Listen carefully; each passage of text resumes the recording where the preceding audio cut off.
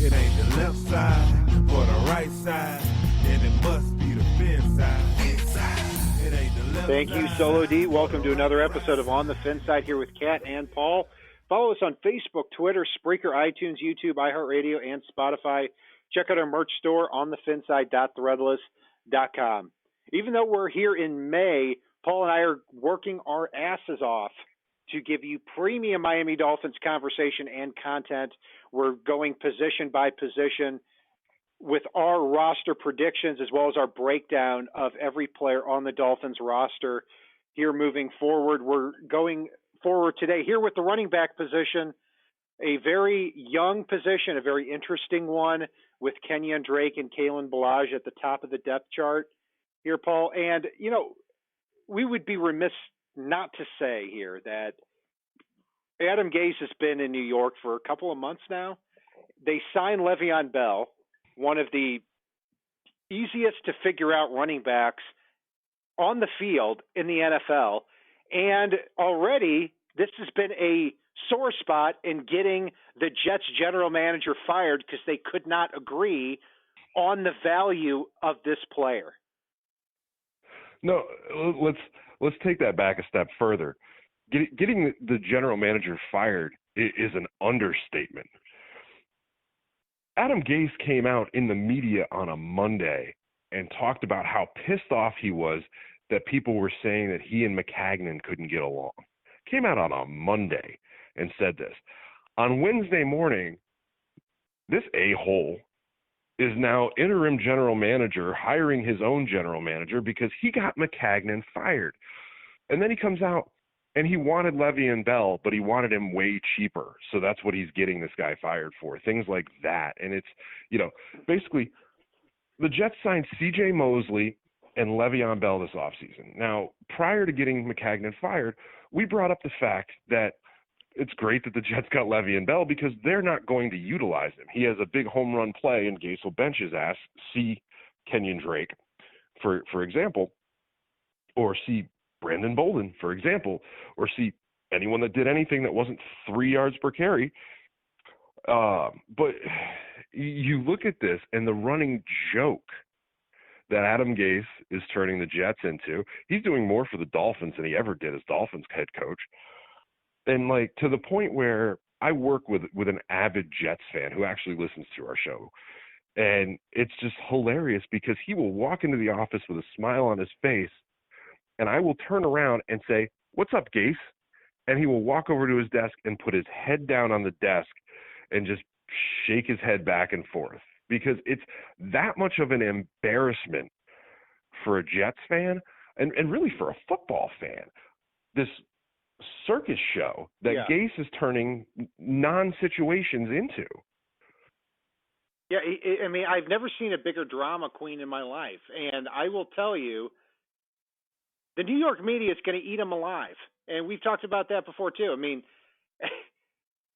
you do not give the New York media anything that they can nibble on because they will take that and it will be posted in the New York Post, the New York Daily News, and they will have just a laughable headline. It's not like the South Florida media, as interesting as the South Florida media is. But, yeah, I mean, you come out and you have a slight quabble about what you paid for him. I mean, it just shows the mess that the New York Jets are in right now because you cannot – you have a general manager who drafted the quarterback, Sam Darnold, 3rd overall last year after trading up for him. And then here this year, he runs the free agency where he signs C.J. Mosley. He signs Le'Veon Bell. He runs the draft. They take Quinnen Williams 3rd overall, which I actually thought was a good pick for them. And then you fire him right after over a power struggle with the coach that you just hired a couple of months ago. That is unbelievable. And it shows who really was the drama queen when it came to the Dolphins' power structure. Yeah, I mean, and you look at this situation. I mean, you've got an interim owner holding the door for his brother who's overseas and this and that, who's just like, I don't know, let's keep Gase. And it's just such a brutal joke look at. And, you look at all these moves and just what Gase says to the media and what he does. I mean, you look at the fact that, he's come in, and in getting his general manager, who did a good job, Dolphins fans, I know I hate saying this, but Maccagnan did a good job for the Jets this offseason. If nothing else, you told me those 3 moves that you just said, he did a good job for that team this offseason. You get him fired over this, and in the process, alienate your 2 blue chip, absolute stud stars that he brought in for not a lot of money for what they do and what they are. I'm sorry. Those were not bad deals he signed with C.J. Mosley or Le'Veon Bell. I'm usually one of the first ones, Cat's usually one of the first ones to say, what an idiot spending this money. Exhibit A, Cleveland Browns, Jarvis Landry. But, you look at these deals he made, and it's like, wow, Maccagnan's doing a good job. And there's Gase, nope, let's ship him out. And then in the same breath they announced Gase as interim general manager, they throw a footnote on there that they just traded Duron Lee for a 6th-round draft pick. Eat me, Adam. Yeah. Gase. Eat me. Yeah, and Duron Lee is a very good coverage linebacker.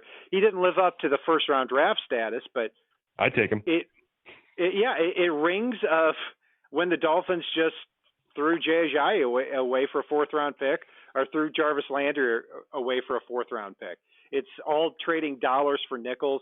And as a Dolphins fans, we couldn't be happier to see that. My favorite thing on Gase, and this is the last thing, is that he was not as involved in the NFL draft process, supposedly, as he would have liked. So the word out of New York, and I listened to this, I think, on Pro Football Focus's podcast, is that he made special arrangements so that he would not be on camera next to the owner and next to the general manager as they made the pick for Quinnen Williams. This is he moved his chair. He moved his chair to not be on camera. Yes, this is the kind of sociopath you're dealing with here. And the reason that it's relevant and why we're talking about this is somebody who just wants to do everything his own way. And we saw that last year at the running back spot with Kenyan Drake. So when we look at Drake. Before we get to Drake, I need to throw this in since you brought this up. Not only did he move his chair off camera, but by all accounts, throughout the preparatory process for the draft, Maccagnan kept looking over at him for input, and Gase would not provide it. And on top of that, not only did he move his chair off camera, from the sound of it, part of the reason he moved his chair off camera was so you couldn't see him sitting in the chair with his arms folded like a petulant 5-year-old, not contributing any input into the players that the Jets drafted. Freaking sitting there with his arms folded, staring off into space, not contributing for the hours and hours of the draft, not contributing any type of input as far as what he wanted for players.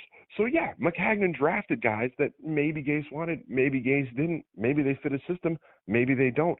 But he petulantly refused to provide input so he could turn around and throw a tantrum about the fact that he didn't provide input and get his way. And when he was asked about it, there in that draft room, they said, "Do you want to take Quinnen Williams?" He goes, "No, don't want to, no." And then he just left. No, I'm joking about that part. But Dolphins fans, do me a favor. Before we move on, we do have to talk about a running back position. If you're listening to this show, tag us in this when you do it.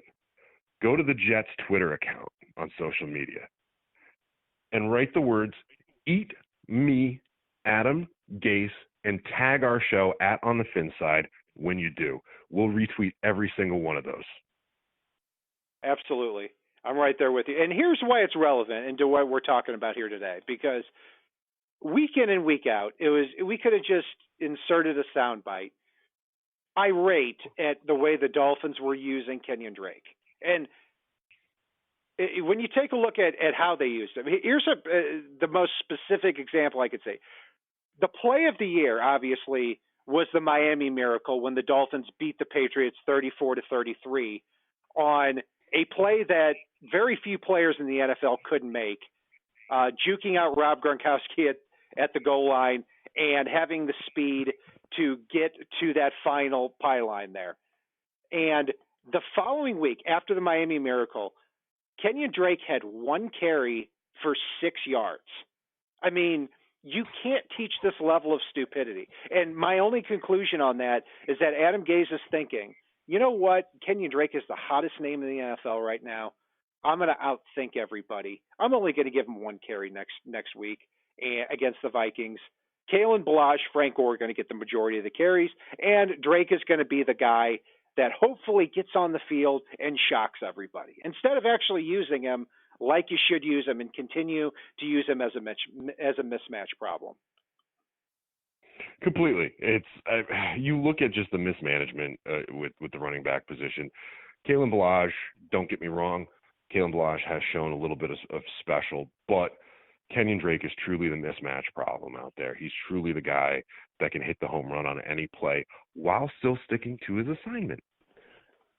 So I really like that. Yeah. I really like Myles Gaskins, who the Dolphins took in the 7th round. I really like him as a player. I love the three-headed monster that they could put together this year by even flexing a couple of them into the backfield at the same time. So let's stick on Drake for a minute because I have another bonehead stat to throw out. Looked on Pro Football Focus, and Kenyan Drake had 51 pass block attempts and 120 carries this past year. A blind man could look at Kenyan Drake and see this guy can't pass block, but is a very big mismatch problem in the passing game and a big play threat at all times. So Drake had 51 pass block attempts, 120 rushes. Frank Gore, who is one of the best pass blocking running backs in the NFL over the last decade, had 156 rushes, but only 20 pass block attempts. So what my point is, I am excited to see what Chad O'Shea is going to do for these young running backs in Kenyan Drake and Kalen Balazs. Now, Kalen Balazs, his signature play last year was that 75-yard run against the Vikings to bring that game to 21-17 and bring the Dolphins within striking distance before they got annihilated in the second half. There was a big collapse from there. You take out that 75-yard run, and Kalen Balazs only has 3.3 yards a carry on the season. But he was a rookie. He's a very raw player. So it's going to be interesting to see how the carries are going to be spread out between those two running backs. Do you see Drake, Paul, getting the majority of the touches and Balazs coming in to supplant him, or do you see Balazs getting a real opportunity to get that starting running back spot and Drake being more the third down back type of guy? I think Drake will see the lion's share of the carries, but I think Balazs will see some carries. I think Myles Gaskins will see some carries. And I think some things will be situational. Don't forget, you look at the Patriots and what they did at running back typically. And I hate to keep doing this, but it's a real thing. And you look at the coaching staff and where they came from predominantly. And, whoever the hero is on a given week, who sees the lion's share of the touches, is truly situational. It really is. It has been for years, ever since Corey Dillon. So, I mean, we will see Balazs, we will see Gaskins, we will see Chandler Cox lead blocking for them most likely with a smattering of Christian Wilkins. But in reality, Kenyan Drake is probably the one that's worth fantasy consideration, which tells you he's going to get the carries, he's going to get the touches, he's going to get the opportunities and see a lot of catches out of the backfield. I don't see him being just a third down back for them. I think he will be the third down back for them, but I think he will see a lot of first and second down touches as well. See, in terms of the personnel, I think it's going to, for me, it's going to shape out differently. I mean, obviously Drake and Balazs are going to be the top two guys. Myles Gaskin, drafted there in the middle of the 7th round. He is right now the incumbent favorite to be that third running back compared with the rest of the roster. I think Chandler Cox is more likely to make the roster too. I'd be surprised if he doesn't, given that he'd be the only pure fullback on the team. But Gaskin, I could take or leave as a player, to be honest with you. I mean, he's the 13th best running back in terms of yards in NCAA history. He certainly has the production, and he brings a lot of competition to that spot. But it wouldn't surprise me if he did not make the final 53-man roster. And in fact, me personally, I've got 3 running backs making this team: Kenyan Drake, Kalen Ballage, and Chandler Cox. And I could see that 4th running back, if they decide to carry one, being somebody who's not on the roster right now. 3 running backs the Dolphins lost this offseason: Frank Gore, Brandon Bolden, Sonoris Perry, all within inside the division. It wouldn't surprise me if 1, 2, or 3 of them end up shaking loose and end up back on the Dolphins roster. A couple other names, too, that might get cut from other teams that I'm looking at: Benny Cunningham from the Jaguars, Josh Adams from the Eagles, Samaje Perine from the Redskins. So, look, Myles Gaskin is a very productive player, obviously, but I'm not quite sure what he brings to the table in terms of a skill set. I think he's going to surprise you. Now, I'm not saying he's going to be an every down back for the Dolphins. I think Kenyan Drake's going to see the lion's share, like I said before. But I wouldn't be surprised if we see maybe 45% Drake, 35% Ballage, and then the remainder goes Gaskin's way with a smattering of whoever else happens to be on the roster at the time. But in reality, I mean, I think we're both in agreement here. Drake is going to be the most downs back at this point. Yeah. And look, Gaskin is more likely to make the team than not. I also think he has to show his worth on special teams, too, to make that spot. Because if you're the 3rd running back, and unless you stand out in one area, you better be really good on special teams. Something else, too, the Dolphins signed running back Mark Walton. He was a 4th-round pick of the Cincinnati Bengals this past year. He's gotten into a lot of trouble. He was arrested 3 times this offseason. I was actually kind of surprised to see the Dolphins sign him, but he's a former Miami Hurricane, and his final year at Miami had a very productive season. He's also going to be in the mix. Kenneth Farrow, who came from the AAF, looks more like a training camp body, but he did start 2 games for the Chargers in 2016 after there were a rash of injuries to Melvin Gordon, Danny Woodhead, Brandon Oliver in that season. He ended up getting hurt himself, came back. The Dolphins signed him as a street free agent after he played in the AAF. And then finally, Laird from the University of California. This is a player who caught 96 passes over the last 2 years at California, not for very many yards, but also he ran in the 3-cone drill as 6.84, which shows really good change of direction. Kind of looks like Danny Woodhead on tape, but the big difference is Danny Woodhead does not make a lot of mistakes when he was in the NFL.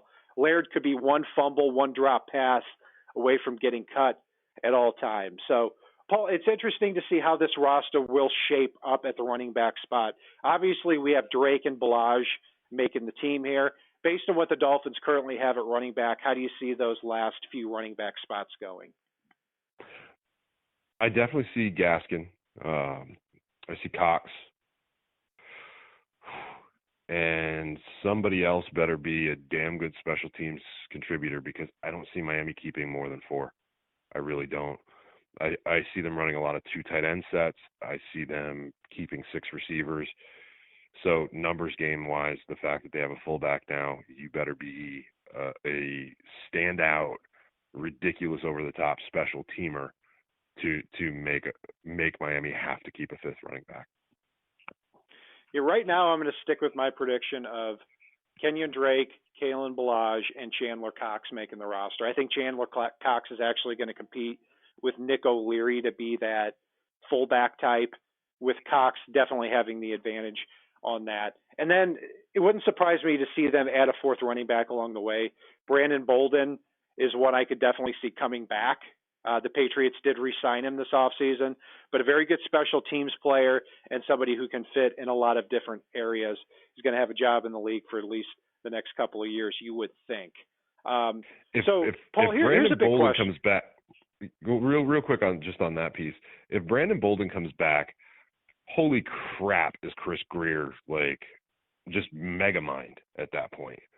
I mean, letting a player walk to get a compensatory pick that you end up with the player again anyway. Wow. Just wow. Wow. Yeah, I think it's kind of 50-50 right now as whether or not the Dolphins would get that compensatory pick. And I don't think I've ever seen that scenario before. If the player ends up getting cut, if the original team gets him back, if they would end up getting that pick too. I don't have enough insight on that in terms of the formula. But yeah, that would meets all of the rules for the formula. It meets all of the rules for the formula. Very interesting. Yeah, we'll see on that. I mean, Brandon Bolden, a very good special teamer. I'm surprised the Dolphins didn't end up re-signing him. But hey, if you're willing, I mean, when you look at the Patriots situation this year versus the Dolphins, and you know, you're 29 years old like Brandon Bolden is, doesn't surprise me that he went back to New England. But hopefully they can try to get him back in the fold if he does get caught up in a numbers crunch. Another interesting name too, if he gets released by New England, is Rex Burkhead. I mean, the Patriots drafted Damian Harris in the third round this year. You would think that that he's going to be the backup running back in that situation. Sonny Michel is the starter. Pro Bowl fullback James Devlin they've got there too, as well as one of the best third down backs in James White. So it wouldn't surprise me if Rex Burkhead got squeezed out there in New England. So that's my point. I think that the third running back is still not on this roster, but if it is, Myles Gaskin is the incumbent favorite to have that third running back spot. Paul, but now, I'll end the show on this here. One thing to add before we end the show here, and this is my last bit here, I swear. Whoever that third running back is, if they sign somebody off the street, if it's not Myles Gaskins, I really hope, unless Miami believes it's somebody that could take the reins and be the guy, I hope it's a one and done deal, because you look ahead, whoever that third running back is, whether it's Gaskins, whether it's a street free agent, whether it's, you know, my grandma, it's Miami has somewhere in the neighborhood of 12 to 14 draft picks next year. Whoever that third running back is should already be playing as if they're on notice for next year, because Miami is in a position where I think they take at least one running back in that plethora of picks that they have. I think they make a move for a running back to add to the stable and compete. And it would not shock me a bit if whoever the third running back is this year is not on the roster next year unless they stand out like a damn stud. Yeah, and an important note to make, too, is that Kenyan Drake is a free agent after this season.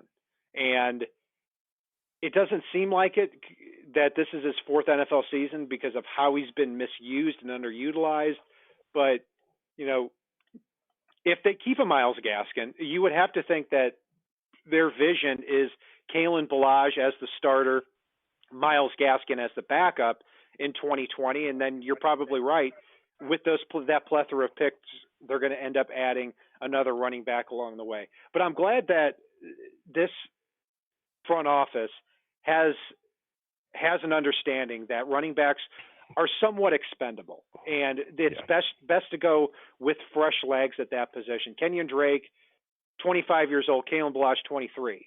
So it's best to rotate these running backs, get these young guys in, et cetera. But if Kenyan Drake does show the ability to – what's that?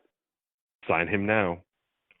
Yeah, so I mean, you kind of have to, because one of two things are going to happen: is that Kenyan Drake is going to break out this year, is going to get the carries he deserves, is going to show star potential, or he's not going to, and you're probably going to lose him after the season anyway, or you probably wouldn't want to re-sign him. So a lot of balls up in the air there at the running back position, especially with Kalen Ballage in the mix competing with Kenyan Drake. Anything else to add, Paul? No, I think now is the time to sign him a little bit based on potential for, 2-3 years. before betting on the opportunity that he breaks out and you're getting a deal, but putting one in front of him that's not an insult either based on how he's been utilized. So finding that little happy medium before it's a situation that you either have to overpay or not, because at the very, very worst, if you get a stud running back, you can, in next year's draft, say, or one falls into your lap somewhere, Kenyan Drake is still a guy that you can bring in to be a mismatch player that's going to be explosive and put the ball in the end zone. So even if you bring a stud in, he's such a good complement that I want him on this roster for the next several years, and I think he could be a valuable contributor for Miami to make a Super Bowl run as they build this roster up. Yeah, and Drake's skill set is creating mismatches, and the Patriots and Chad O'Shea coming from New England, that's what they do with the running backs. They're willing to use them to their strengths. Sony Michel was that straight up the middle guy. He was not used in the passing game at all in New England because that's not his skill set. James White was barely used as a running back. He was more of that wide receiver out of the backfield, and that makes sense. They don't overthink things in New England, where the Dolphins said, and Adam Gase last year said, let's see, what is Kenyan Drake good at? Catching the ball out of the backfield. What is he bad at? Blocking. To teach him a lesson, we're going to keep him into block a lot more than Frank Gore so that he learns this. It was a stupid thing to do, and I hope that this new coaching staff, and I'm confident that they will, use the running backs to the best of their ability. That will do it for our breakdown of the Dolphins running back position. You can follow Paul and I on Facebook, Twitter, Spreaker, iTunes, YouTube, iHeartRadio, and on Spotify. Check out our merch store on thefinside.threadless.com. Be sure to leave us some feedback on our YouTube channel as well as our other social media outlets. And if it's not on the right side and it's not on the left side, it is on the fin side. Solo D, take us home. It ain't the left side or the right side, and it must be the fin side. It ain't the left side or the right side, and it must be the fin side. Listen, Dolphins fans across the land all tuning in to see what Brian Cat